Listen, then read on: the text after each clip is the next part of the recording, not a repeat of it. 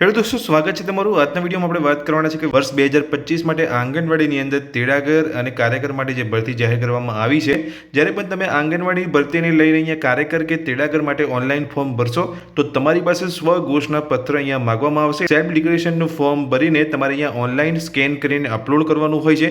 તો જ્યારે પણ તમે અહીંયા સ્વ ઘોષણા પત્ર એટલે કે સેલ્ફ ડિક્લેરેશનનું ફોર્મ ભરશો તો તમારી પાસે અહીંયા જોઈ શકો છો ફોર્મની અંદર તમારી પાસે અહીંયા જાહેરાત ક્રમાંક પૂછવામાં આવશે। તમે જોઈ શકો છો અહીંયા જાહેરાત क्रमांकનો ઓપ્શન છે।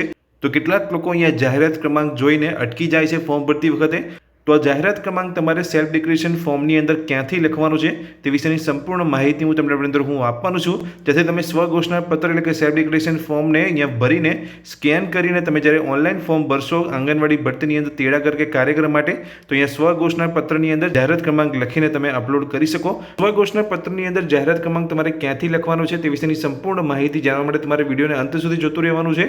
અને જો તમે ચેનલ પર પહેલી વાર આવ્યા હોય તો ચેનલને સબસ્ક્રાઇબ કરી લેજો। ચલો વિડીયોની શરૂઆત કરીએ। તો દોસ્તો અહીંયા સ્વ ઘોષણા પત્ર એટલે કે સેલ્ફ ડિક્લેરેશન ફોર્મની અંદર તમારે જાહેરાત ક્રમાંક ક્યાંથી લખવાનો છે તો એ જોવા માટે તમારે અહીંયા ગૂગલમાં આવવાનું છે, તમારા મોબાઈલ કે કોમ્પ્યુટરની અંદર અને સર્ચ કરવાનું છે વેબસાઇટ EHRMS, જે અહીંયા આંગણવાડી ભરતીને લઈને ગવર્મેન્ટની જે ઓફિશિયલ વેબસાઇટ છે એ વેબસાઇટ પર તમારે ક્લિક કરવાનું છે।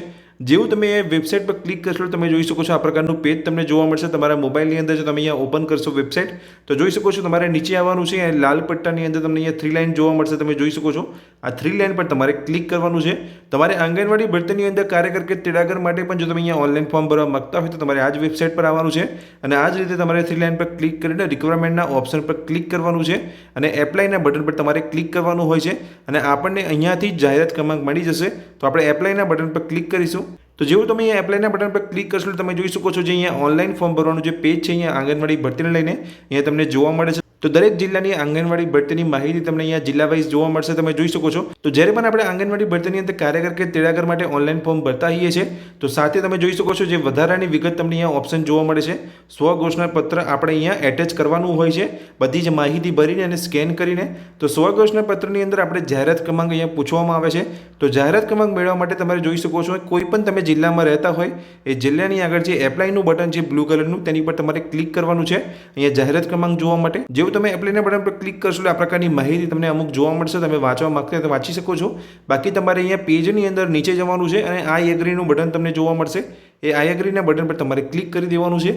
જેવું તમે આઈ એગ્રીના બટન પર ક્લિક કરશો એટલે તમે જોઈ શકો છો જિલ્લાને લઈને તમને અમુક માહિતી અહીંયા જોવા મળશે। તો એ જોઈ શકો છો જાહેરાત આંગણવાડી કાર્યકર અને તેડાગર માટેની જાહેરાત વર્ષ 2025 માટે અને સુરત જિલ્લા માટે અર્બન એટલે કે શહેરી વિસ્તાર માટે। હવે જો તમે અહીંયા સુરત જિલ્લાથી છો અને તમે અર્બન વિસ્તારમાં રહો છો તો તમારે અહીંયા જે જાહેરાત ક્રમાંક છે કયો આવશે તો તમે અહીંયા જોઈ શકો છો તમને અહીંયા 2255 લખેલું જોવા મળે છે। તો એ જ તમારો અહીંયા જાહેરાત ક્રમાંક છે। જો તમે સુરત શહેરથી છો અને તમારો જાહેરાત ક્રમાંક તમે જો અહીંયા શોધી રહ્યા હોય તો તમારો જે જાહેરાત ક્રમાંક છે 2255 છે। એ જ રીતે તમે જિલ્લા વાઇઝ કોઈ પણ જિલ્લો અહીંયા એપ્લાયના બટન પર ક્લિક કરીને આ રીતનું તમને અહીંયા પેજ જોવા મળશે, જેની અંદર તમને આગળ અહીંયા તમે જોઈ શકો છો આ રીતે તમને અહીંયા તમારો જાહેરાત ક્રમાંક જોવા મળી જશે। તો એ જ રીતે તમે દરેક જિલ્લાનો અહીંયા જાહેરાત ક્રમાંક જોઈ શકો છો। સ્વ ઘોષણા પત્ર એટલે કે સેલ્ફ ડિક્લેરેશન ફોર્મ માટે તમે જાહેરાત ક્રમાંક ક્યાંથી મેળવી શકો છો તે તમને ખ્યાલ આવી ગયું હશે।